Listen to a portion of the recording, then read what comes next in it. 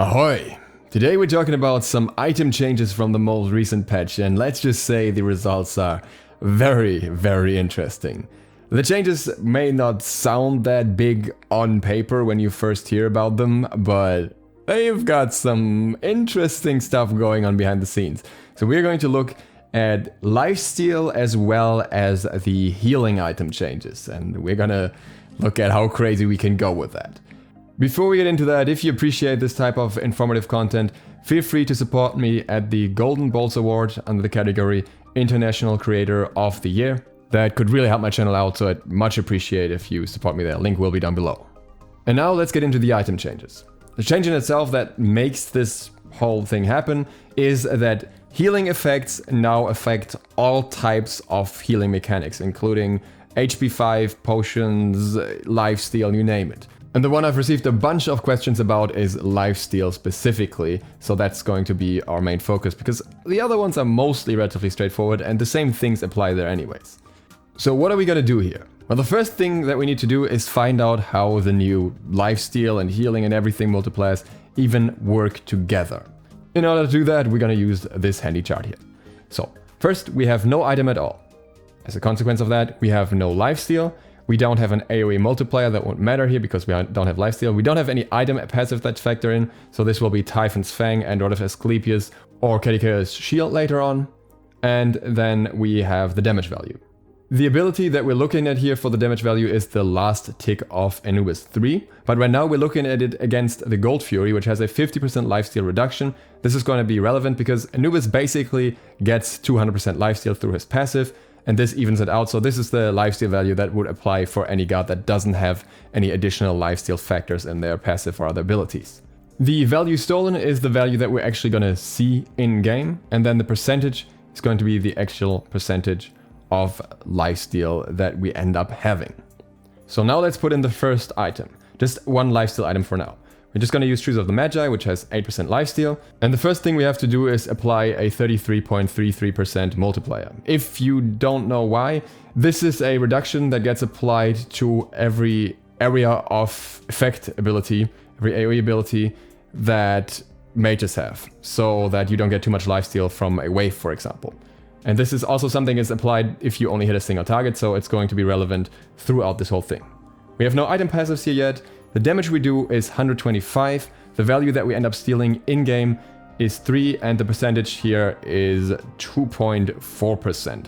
That is slightly different from the 2.67%, but that's just rounding with the flat values that you have in-game, which are not comma values. So that's gonna be this way throughout, and that's correct this way. So Pythagoras piece would be the next one we add in. You can see the values here. We don't need to discuss that in detail. It's just lifesteal. We're around 10% lifesteal now when we have built 32%. And with Soul Gem, that brings us up to 44% lifesteal, which results in roughly 14% lifesteal. So at this point, we have included various lifesteal items. And the reason why we got to this point is because this is basically the same amount as a fully stacked Banecraft's Talon. So if you build these items, or Banecrafts instead with Shoes of the Magi, will result in roughly the same outcome here in terms of the lifesteal values that you get, and I think that's interesting because those are frequently used items, and it also answers the question how Pythagoras piece interacts, and later we get to Soul Gem as well. And now we have the additional amplifying items. The first one here is Typhon's Fang. Shoes of the Magi plus Banecraft's Talon plus Typhon's Fang is a very common item choice, so it makes sense. Which just bring us up to 59% lifesteal. As Typhon's Fang passive increases your lifesteal by 30%, this brings us up to an AoE lifesteal of 25%. And that is reflected in game as well, so this is actually what we turn out having. But now we can add of Asclepius passive or Caduceus shield if somebody else is building that for you, and increase the lifesteal even further. Same thing applies for physicals in general, by the way. And at this point, we have to factor in a secondary item passive. And it wasn't clear to me how this is going to be factored in, if both the value of Typhon's Fang and of Asclepius are calculated separately and then added together or something, but that's not the case. They actually just all multiply on top of each other. So you take your normal lifesteal value, you multiply that by 1.3 or 30% from Typhon's Fang, and then you multiply it by 1.25 or 25% from Rod of Asclepius, assuming that you're in combat, but if you're a life-stealing character that's fighting, you're automatically in combat. So we have a total of roughly 32% lifesteal at this point. And this would be achievable by building 3 lifesteal items, being Bancroft's Talon, Shoes of the Magi, and Typhon's Fang, as well as Rod of Asclepius. Trust me, we're only getting started here. This is not even the tip of the iceberg. Now, we could technically just add another lifesteal item just to see what happens if we actually reach the maximum amount of lifesteal, which is 65%. So I just threw in Bancroft's Talon here. We're gonna waste a lot of stats, so I just wanted to see what happens. And the maximum multiplier that would reach here is roughly 35% AoE lifesteal. Again, this is AoE, single target is different. We'll get to that in just a moment. But what's important at this point is that because of the way this is calculated, this is actually insanely high. Because I thought there would be different ways to calculate this, and if, for example, Typhon's and Asclepius' passive were just added together, and it would just be one single combined multiplier of 155%, then we'd only end up with 30% lifesteal here. So you're getting 5% extra AoE lifesteal for every single tick of an ability that you do. And that's just AoE. Now, for Anubis specifically, or other gods with other lifesteal amplifiers, like for example Camazots, things get even more interesting. Because if we now test this against a god where you don't have the lifesteal reduction, then we double the values that we have so far. We have 50% lifesteal by the time we have Typhon's Fang, and with Rod of Asclepius that goes up to 62.7%, and this is still AoE lifesteal. And if you then max this out with Bancroft's Talon, you actually get to a total of 69% lifesteal. Nice. But why stop there when we can get even more stupid? We can do a basic attack at this point, which is not affected by the AoE reduction. If we don't have Bancroft's Talon, so we actually have a realistic build, or rather, we don't have Soul Gem and Pythagoras Piece, so Shoes of the Magi, Bancroft's Talon, Typhon's Fang, and Rod of Asclepius at full Bancroft's passive, we get up to 190% lifesteal from a basic attack with Anubis. And if we have Bancroft and just build a random additional lifesteal item, then we have 209% lifesteal. And again, keep in mind that you do not have to build Rod of Asclepius yourself. Anyone on your team can build it, or can build Caduceus Shield, which in my opinion is better stat-wise. So if you have like your Anubis with some lifesteal, and maybe an ADC with some lifesteal, and maybe someone with a self-heal, then it could already be worth having Caduceus Shield on a character that stays close to these guys, just in order to increase everyone's healing, and you would get 209% lifesteal with Anubis if you build 4 lifesteal items, and 190% with a basic attack if you build 3 lifesteal items. And if you think along the lines of Polynomicon now, don't, because that doesn't actually get its own ability lifesteal as far as I was able to find out. The bonus damage doesn't get its own lifesteal. But another one of these items does get increased, and that is Soul Gem, because Soul Gem also comes with an item heal, and that heal is actually increased as well. So in a situation where Soul Gem would otherwise heal your team for 247 because you have 618 power somewhere on late game, you will heal for 301 with Rod of Asclepius or Caduceus Shield. I'm not entirely sure if that was the case before. I'm not sure how these items interacted before. It may already have been the case before this patch, but now the lifesteal is amplified as well. So I think Soul Gem and Rod of Asclepius or Caduceus Shield are very nice combinations, even though obviously it needs some coordination within your team to have both if you don't want to build Asclepius. And get this, even if your character does not have any lifesteal amplifying effects, you can get up to 105% total lifesteal if you max out lifesteal items and you have both Typhon's passive as well as the Asclepius passive. This is especially interesting for characters like Ao Kuang, who not only has a built-in heal effect of another kind, but also can build relatively well into some lifesteal and does a lot with basic attacks. It's probably not gonna be easy to reach the maximum cap here, but if you do like a combination of Bancroft's lifesteal boots, Hecate, and then maybe get Typhon's Fang at a later point, that should be sufficient. You might lose some DPS, but you'll have a ridiculous amount of lifesteal, again, assuming someone else builds Caduceus Shield for you. It is obviously riskier for him, so I'm not sure how well it'll work as a build, but with the 2 heals in his kit as well, this could very well be interesting. I'll have to figure it out.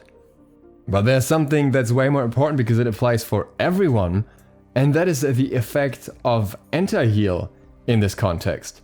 Because you would think that antiheal would counter this relatively well. Or, I don't actually know if you think that, but I initially thought that. Let's just see.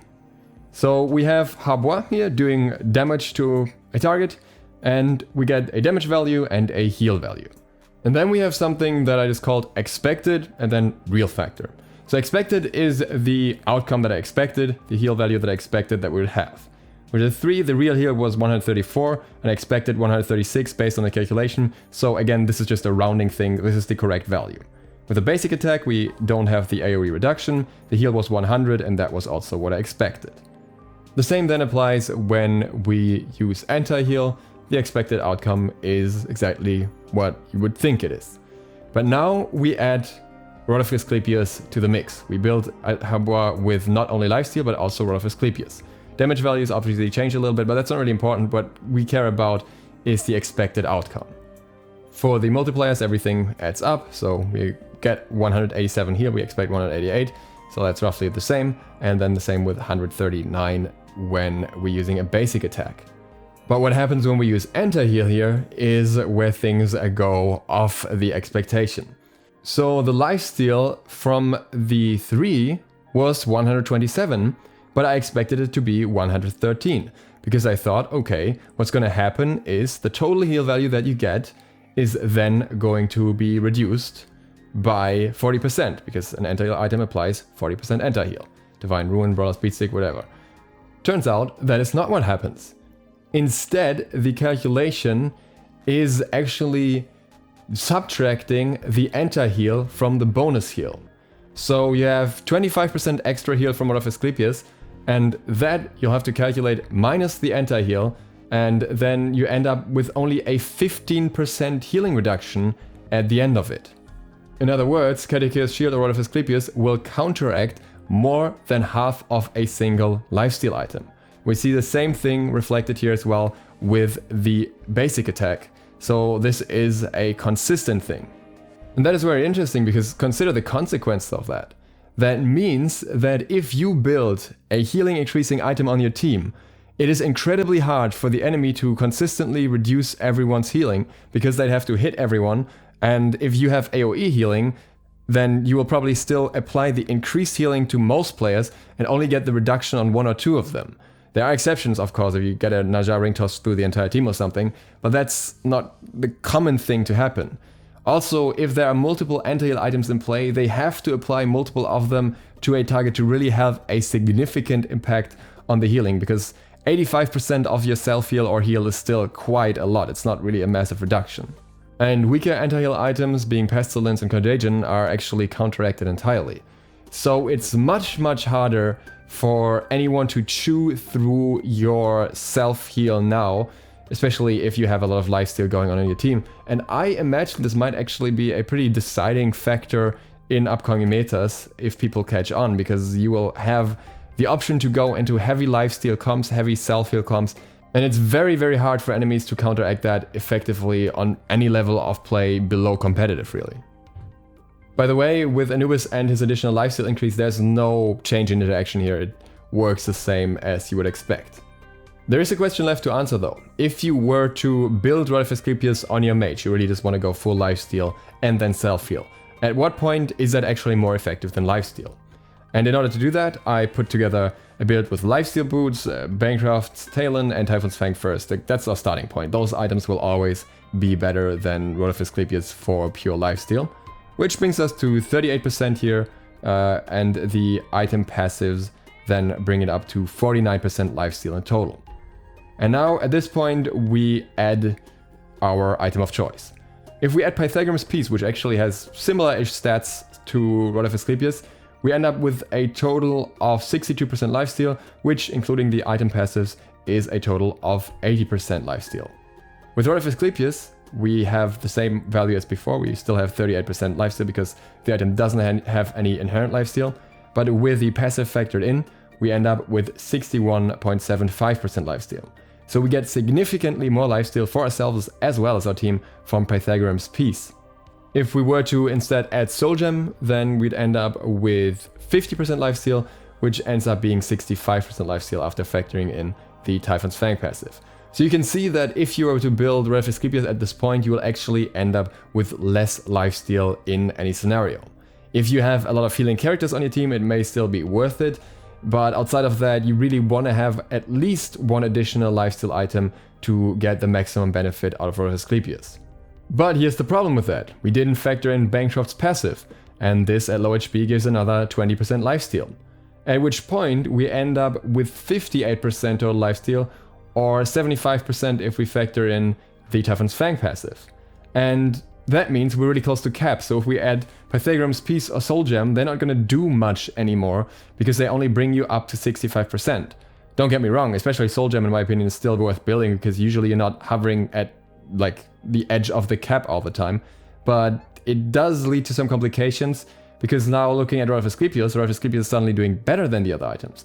The others can only reach a maximum of 84.5%, because that is where the cap is, including Typhon's Fang, while Asclepius is not bound by the same cap because it doesn't count as lifesteal itself. With 94%, we're now looking at 10% more healing. Now you could make the argument here that Asclepius is better because on low HP you will need the healing more than you will need it when you're very close to max HP. So you could look at this from either directionally, and I would say at that point it's more down to the other stats of the item, like for example, do you benefit from the movement speed of Asclepius? Do you have other players on your team that can benefit? And you can technically build this after only building Lifesteal Boots, Bancroft's Talon, and Typhon's Fang. In an ideal scenario, however, I would always hope that somebody else on the team builds Caduceus Shield, and you maybe have room for Soul Gem through that if you want to go really heavy on the healing, because then your entire team synergizes better and everyone gets more healing. For gods, however, that already benefit from Caduceus Shield before, I think there's even more reason to utilize it now. And that is it for this overview of the item changes. I hope that gives you a decent understanding of how things are working right now. I would generally say this buff was pretty huge for certain team comps, especially. Obviously, if you don't have much healing, much lifesteal, it doesn't matter all that much. But overall, I think it's more beneficial than ever in any type of team comp where you just build a little bit of lifesteal as well. You just have your ADC building lifesteal, you have your maybe mid laner building a little bit of lifesteal. And I think there's going to be some interesting build path as well as team comps because of this. With that, thank you guys for watching. If you're new to the channel, please sub button and maybe the bell so you get notified of other upcoming theory crafting stuff, as well as a bunch of info stuff for the new patch. And I hope to see you for the next one soon. ZiSotto out.